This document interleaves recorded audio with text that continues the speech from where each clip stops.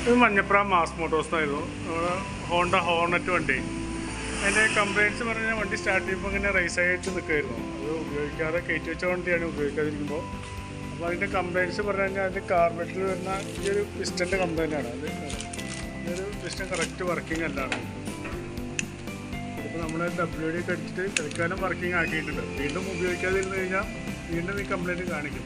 ഇനി ഉപയോഗിച്ചുകൊണ്ടിരിക്കുമ്പോൾ മാത്രമാണ് നമുക്ക് ഇത് പിസ്റ്റൻ ഫുള്ളായിട്ടൊന്ന് അയച്ച് ക്ലീൻ ചെയ്ത് റീസെറ്റ് ആക്കാൻ പറ്റുള്ളൂ.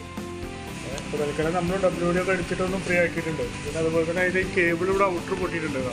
ഈ കേബിൾ അപ്പോൾ കൈയോടെ ഈ കേബിളൊന്ന് മാറ്റിയിട്ടുണ്ട്. കേബിളൊന്ന് മാറ്റിയിട്ടൊന്ന് റീസെറ്റ് ആക്കുന്നുണ്ട്. കാർബറ്റ് നമ്മൾ ഫുള്ളായിട്ട് അയച്ച് ക്ലീൻ ചെയ്തിട്ടൊന്നുമില്ല. കാർബറ്റ് ഫുള്ളായിട്ട് അയച്ച് ക്ലീൻ ചെയ്യാൻ പറഞ്ഞാൽ അതിനെ നമുക്കൊരു 400 രൂപ ചിലവ് വരുന്നുണ്ട്.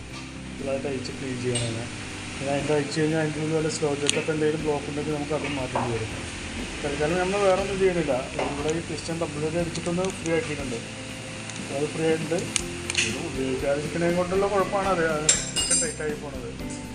തൽക്കാലം നമ്മളത് ഇത് മാത്രം പേര് അതിൻ്റെ ആക്സിഡൻറ്റിൻ്റെ കേബിളൊന്ന് മാറ്റിയിട്ടൊന്ന് റീസെറ്റ് ആക്കാം കേട്ടോ.